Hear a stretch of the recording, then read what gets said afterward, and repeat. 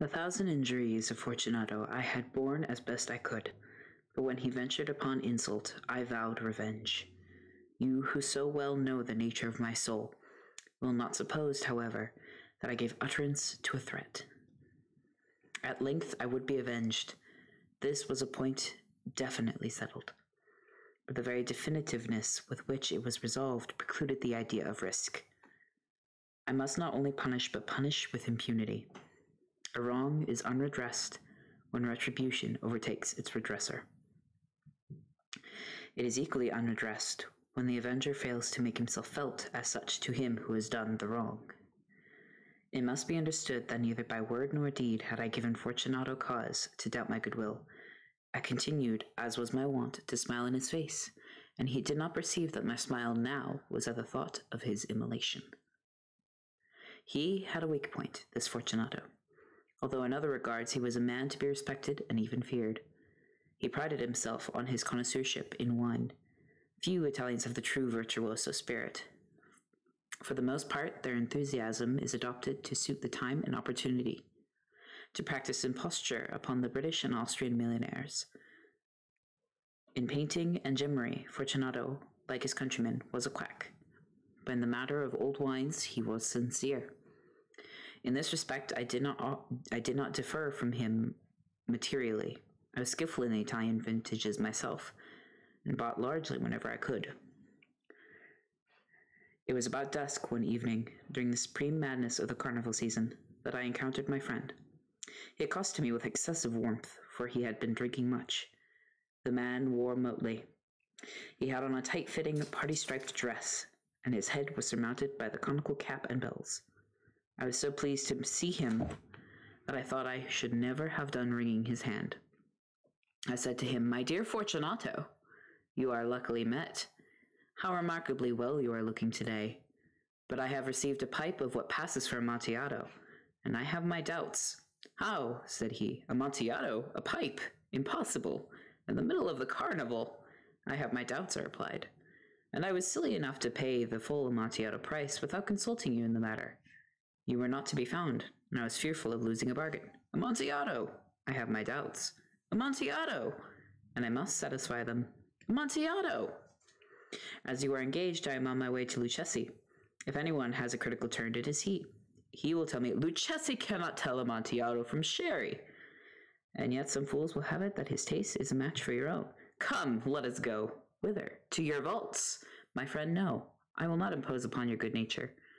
I perceive you have an engagement. Lucchesi, I have no engagement. Come. My friend, no, it is not the engagement, but the severe cold with which I perceive you are afflicted. The vaults are insufferably damp. They are encrusted with nitre.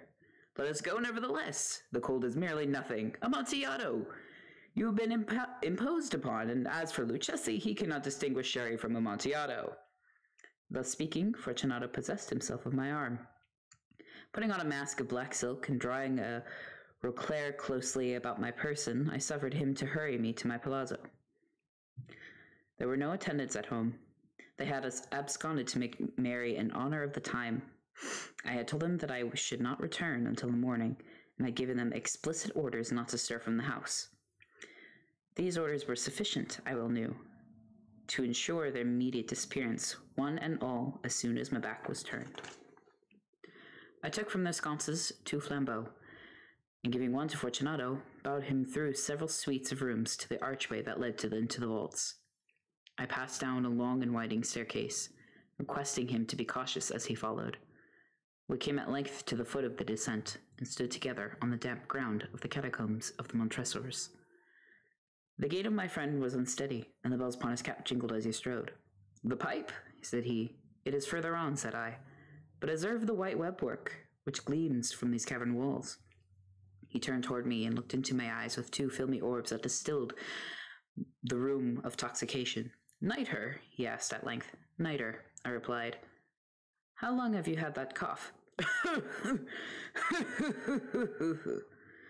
My poor friend found it impossible to reply for many minutes. "It is nothing," he said at last. "Come," I said with decision. "We will go back. Your health is precious. You are rich, respected, admired, beloved.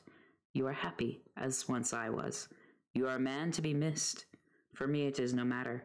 We will go back. You will be ill, and I cannot be responsible. Besides, there is Luchesi. Enough, he said. The cough is mere nothing.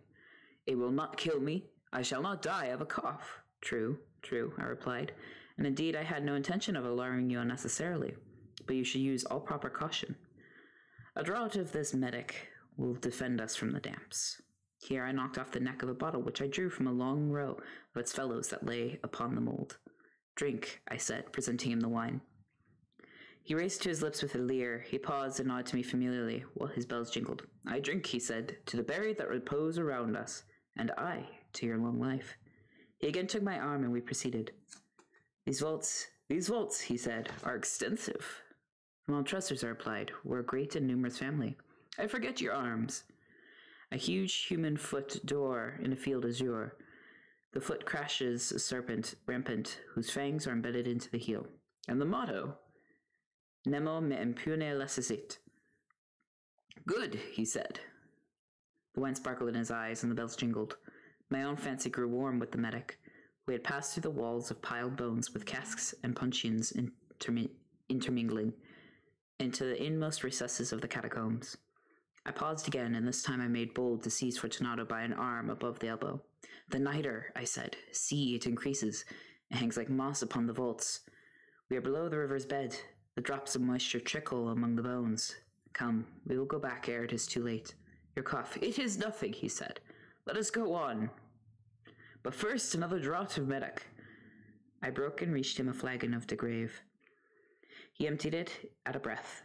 His eyes flashed with a fierce light, and he laughed and threw the bottle upward with gesticulation I did not understand. I looked at him in surprise. He repeated the movement, a grotesque one. You do not comprehend, he said. Not I replied. Then you are not one of the Brotherhood. How? You are not of the Masons. Yes, I said. Yes. You? Impossible. A Mason? A Mason, I replied. A sign, he said. It is this, I answered, producing a trowel from beneath the folds of my roquelaire. You jest, he exclaimed, recoiling a few paces. But let's proceed to the Amontillado. Be it so, I said, replacing the tool beneath the cloak, and again offering him my arm. He leaned upon it heavily. We continued our route in search of the Amontillado. We passed through a range of low arches, descended, passed on, and descending again. Arrived at a deep crypt, in which the foulness of the air caused our flambeaux rather to glow than flame. At the most remote end of the crypt there appeared another less spacious. Its walls had been lined with human remains piled to the vault overhead, in the fashion of the great catacombs of Paris. 3 sides of this interior crypt were still ornamented in this manner. From the 4th, the bones had been thrown down and lay promiscuously upon the earth, forming at one point a mound of some size. Within the wall thus exposed by the displacing of the bones, we perceived a still interior recess, in depth about 4 feet, in width 3, in height 6 or 7. It seemed to have been constructed for no especial use within itself, but formed merely the interval between 2 of the colossal supports of the roof of the catacombs, and was backed by one of their circumscribing walls of solid granite. It was in vain that Fortunato, uplifting his dull torch, endeavored to pry into the depth of the recess. Its termination the feeble light did not enable us to see. Proceed, I said. Herein is the Amontillado. As for Luchesi, he is an ignoramus, interrupted my friend, as he stepped unsteadily forward, while I followed immediately at his heels.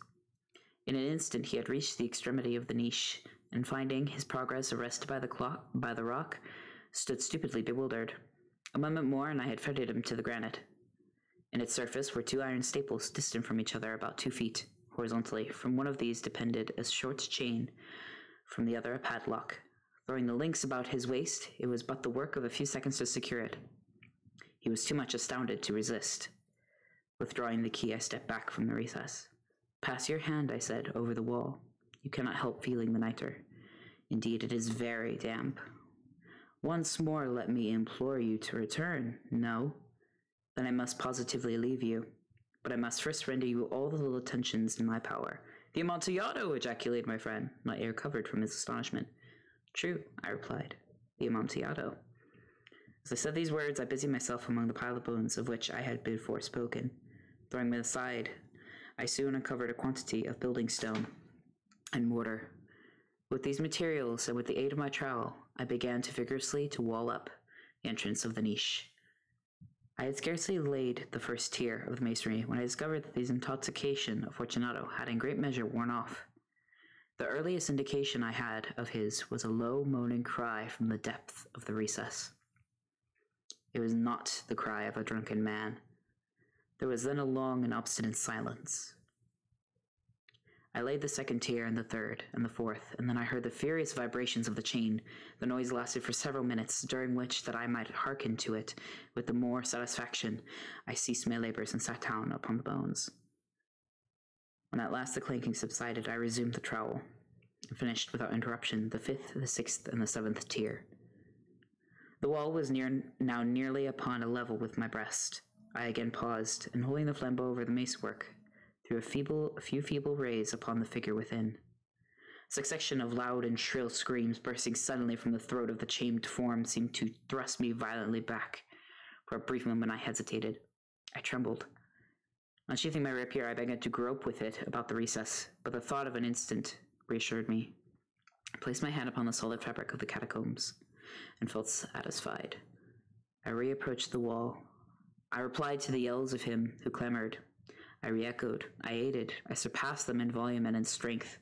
I did this, and the clamorer grew still. It was now midnight, and my task was drawing to a close. I had completed the 8th, the 9th, and the 10th tier. I had finished a portion of the last and the 11th. There remained but a single stone to be fitted and plastered in. I struggled with its weight. I placed it partially in its destined position.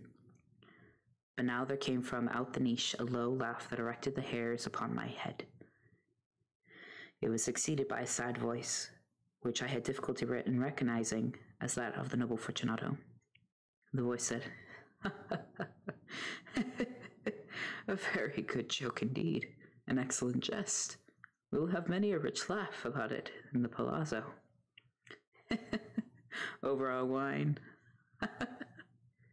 "The Amontillado," I said. "Yes, the Amontillado. But is it not getting late?" "The Amontillado, but is it not getting late? Will they not be awaiting us at the palazzo, Lady Fortunato and the rest? Let us be gone." "Yes," I said. "Let us be gone." "For the love of God, Montresor!"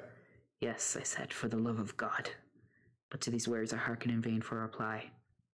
I grew impatient. I called aloud, "Fortunato!" No answer. I called again, "Fortunato!" No answer still. I thrust a torch through the remaining aperture and let it fall within. Then came forth in return only a jingling of the bells.